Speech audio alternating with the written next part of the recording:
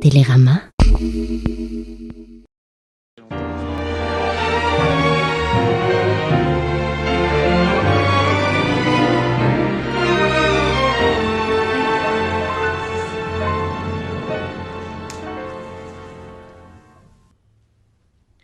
Monsieur le ministre... Oublie le ministre, il n'y a pas de ministre qui tienne, il n'y a pas de conseiller, je te parle d'homme à homme.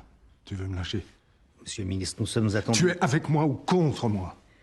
À Matignon dans une... Merde! Une réplique de l'exercice de l'État qui vous reste en mémoire. C'est une réplique d'ailleurs qui a été prononcée par Michel Rocard, je crois, et qui a dit « J'ai la faiblesse de penser que nous avons fait du bon travail ». Une petite bleue. Catherine Deneuve ou Carole Bouquet? Je suis ami intime de Carole Bouquet. J'ai beaucoup d'admiration pour Catherine Deneuve et Carole Bouquet, mais c'est une question à laquelle je ne peux répondre que Carole Bouquet.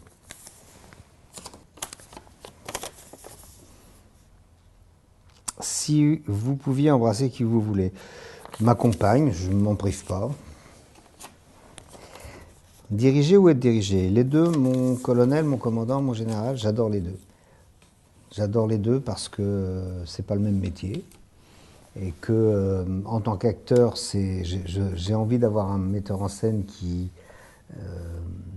et là, en l'occurrence, dans ce film-là, c'était particulièrement nécessaire, qui me dirige parce que lui avait en tête ce personnage qui était un personnage nouveau pour moi, à savoir un personnage de conviction, droit dans ses bottes, qui n'a pas de faille, qui n'a pas d'incertitude, qui au contraire a des certitudes et une admiration, même une vocation qui est de servir l'État. Et pour ça, j'avais besoin de quelqu'un en face de moi qui me dise non, là c'est trop, là c'est pas assez, soit moins chaleureux, uniquement courtois, ça suffit. Enfin, c'était un personnage qui était vraiment très loin de moi et en même temps que j'avais envie de jouer. Donc en tant qu'acteur, c'est évidemment j'aime les metteurs en scène qui dirigent, à condition que ça se fasse dans l'harmonie et l'intelligence et pas dans la schlag, parce qu'il y en a quelques-uns. Enfin, il y en a qui sont morts depuis, mais il y en a quelques-uns. Non pas parce que je les ai tués, mais il y a eu des gens qui étaient entre la psychopathie et la direction d'acteur, et ça, j'aurais pas aimé travailler avec. Jean-Claude Duss ou Monsieur Hir? Monsieur Hir n'aurait pas existé sans Jean-Claude Duss, paradoxalement, parce que ce qui m'a fait exister dans ce métier est passé de l'anonymat à... en tout cas, je ne parle pas d'un vedettariat populaire, etc., mais je parle même au fait que dans le métier, les metteurs en scène sachent que j'existe. C'est Jean-Claude Duss. Alors ça m'a joué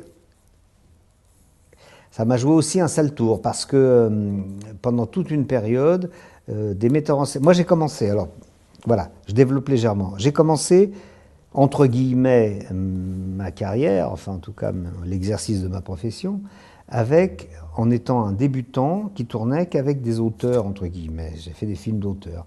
J'ai fait le premier film de Tavernier dans lequel j'avais un tout petit rôle qui était... Non, pas le premier, le deuxième, Que la fête commence. C'était l'Horloger de Saint-Paul, le premier. Mais j'ai tourné... À la même époque, j'ai tourné le premier film de Claude Miller, La meilleure façon de marcher, Polanski, Le locataire, Luc Béraud, La tortue sur le dos. Et puis d'un seul coup, on a fait Les Bronzés. Et d'un seul coup, tous ces gens-là ont cessé de m'appeler. Donc, voilà, parce que j'étais trop marqué, je faisais plus partie du club, et j'ai mis beaucoup de temps à me sortir de ça, parce que ça a duré de 75 à 84, 86, où Bertrand Blier m'a appelé pour tourner le tenue de soirée. Donc ça, c'est le bémol. Cela étant dit, il est certain que je ne regrette absolument pas Jean-Claude, ce brave Jean-Claude, qu'en plus c'était une espèce de catharsis pour moi. Je crois que toi et moi, on a un peu le même problème. C'est-à-dire qu'on peut pas vraiment tout miser sur notre physique, surtout toi. Alors si je peux me permettre de te donner un conseil, c'est oublie que t'as aucune chance, vas-y, fonce. On sait jamais, sur un malentendu, ça peut marcher. Seul ou à plusieurs? Je suis plutôt un solitaire, mais je n'aime pas la solitude. Alors comment dire? Je ne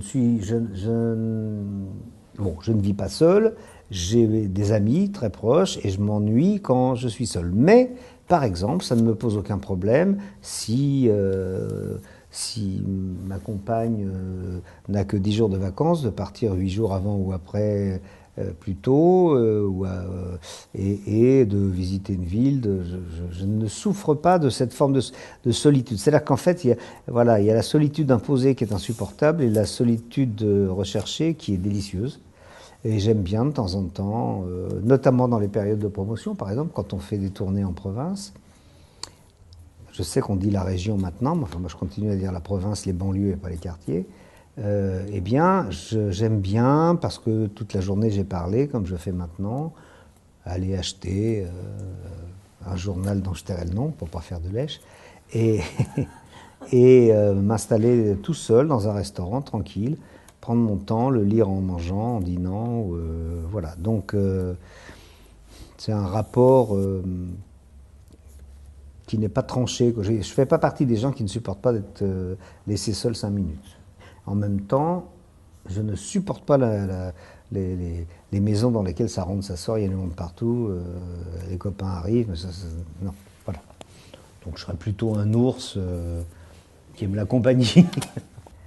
Quel séducteur êtes-vous? J'en sais rien, ça faut demander aux gens que j'ai pu séduire, j'en sais foutre rien. Je ne suis pas un séducteur en plus. Un séducteur, c'est quelqu'un, normalement, hein, un séducteur est quelqu'un qui a une détermination à séduire, une tactique, une stratégie. Et moi, j'ai toujours été très bordélique là-dessus. Il y a des gens qui me plaisent et des fois, je ne sais pas leur dire ou leur faire comprendre. Parfois, ça se passe très bien.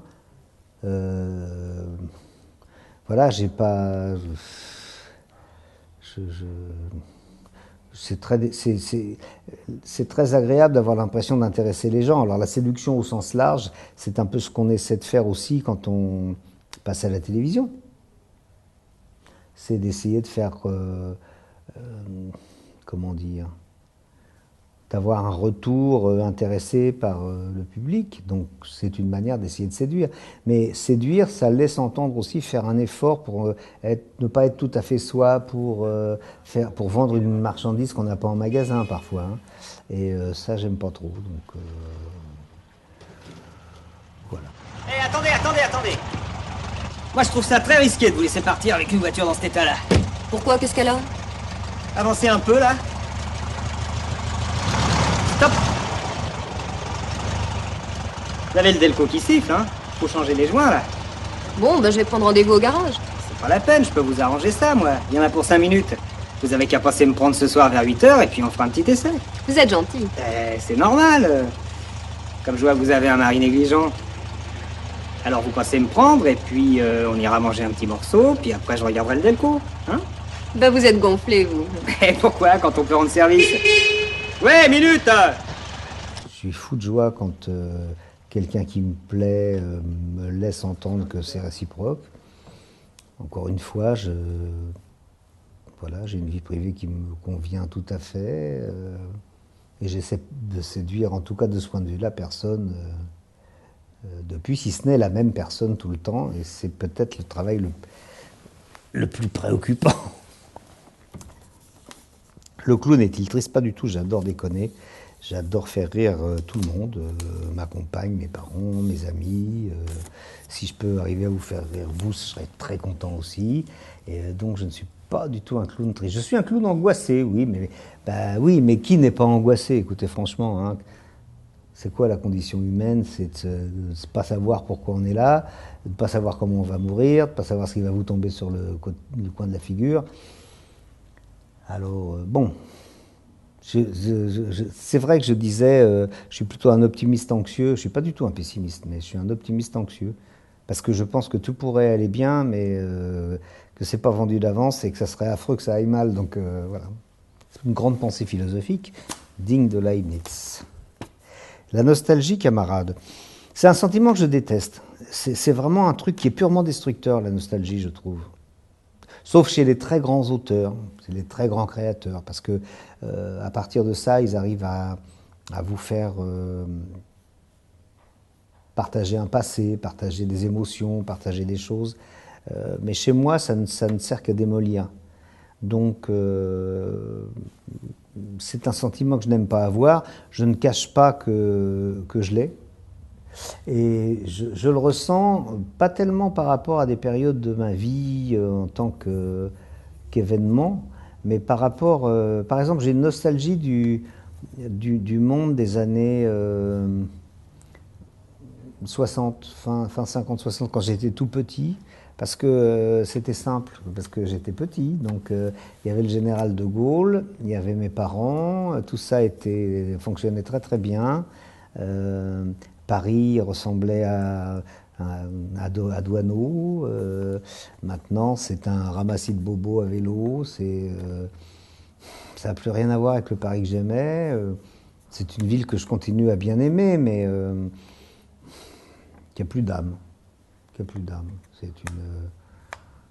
Qui a plus l'âme du vieux Parigot que j'étais. Voilà. Poiret ou Serrault? Poiret. Poiret par. J'ai adoré Jean Poiret. Je l'ai rencontré, j'ai eu cette chance. Je l'ai connu un peu quand même. Ce type était... Alors, Serrault est un acteur sublime. Je pense que Serrault était un acteur gigantesque. Ce que Jean n'était pas forcément, mais l'être humain, Poiret, était un type d'une culture, d'une délicatesse, d'une élégance, d'une beauté. Il était tout à fait fascinant. Enfin, il me fascinait. Voilà. Pour moi, Poiret, c'était... Vous savez, on parle d'humour anglais. Alors, en France, c'est plutôt l'esprit. On a plutôt de l'esprit. Et Poiret, pour moi, était l'esprit français. Et passer un dîner avec Jean Poiret, c'était ce qui peut vous arriver de mieux. Donc, voilà. Si j'ai une nostalgie, c'est les dîners avec Jean. Et alors, la dernière, le temps qu'il reste, c'est ça, je ne sais pas moi qui décide. C'est pas moi qui décide. Et je préfère pas, d'ailleurs. J'aimerais... alors, je parle pas en tant qu'hypocondriaque d'état de santé, de tout ça. Mais je voudrais faire des progrès tout le temps. Donc je sais que j'ai encore des progrès à faire en tant qu'acteur, en tant que metteur en scène, qu'éventuel auteur. Donc c'est plein d'espoir et plein de crainte de ne pas en faire, mais j'essaie à chaque fois d'aborder des trucs qui me semblent pas être totalement infaisables, parce que sinon, enfin pas infaisables dans le sens c'est pas du tout pour toi. De jouer, comme je cite souvent un exemple, un bûcheron canadien, je sais bien que c'est pas... Mais en tant qu'acteur, c'est d'avoir cette sensation qui est formidable, qui est extraordinaire, parce que je ne vais pas faire comme les hommes politiques, formidable, ça ne veut pas dire ça, ça veut dire qui est effrayante. Donc qui est extraordinaire, qui est de se dire, je rêve d'y arriver, mais je ne suis pas sûr d'y arriver, j'ai peur de ne pas y arriver. Quand je lis un bon scénario avec un rôle formidable, donc effrayant, et en même temps extraordinaire, j'ai cette double relation de me dire, il faut que tu le fasses parce que tu en as peur, mais tu as peur de ne pas y arriver, quoi. Voilà. Donc ça, j'aimerais que ça continue, ça voudrait dire que je ne me répète pas, et puis, quand même, j'aimerais bien ne pas avoir fait que 4 films, et j'aimerais bien que ça se débloque d'un coup. Quand je vois Clint Eastwood, je suis fasciné. Je suis fasciné parce que je me dis... Je parle pas de Woody Allen qui nous en sort un. Là, je sais pas comment on fait, donc c'est autre chose. Hein. De toute façon, ça sera jamais mon truc. Mais de voir ce monsieur qui a 80 ans et qui continue assez régulièrement à faire des films qui sont loin d'être des films oui, je ne veux pas utiliser ce mot parce qu'à 80 ans, on n'est plus un vieillard maintenant quand on est comme Clint Eastwood. Mais... non, qui ne sont pas simplement des ressucés de trucs anciens, ça me donne de l'espoir, ça me donne beaucoup d'espoir. Mais il faudrait peut-être que je me réveille. J'ai 59 ans, il faudrait peut-être que j'attende pas d'en avoir 78 pour me dire vas-y, refais-en un. Quoi.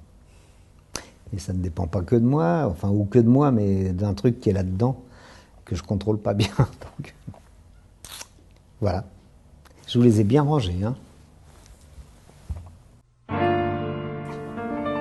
Non, Some say Atlanta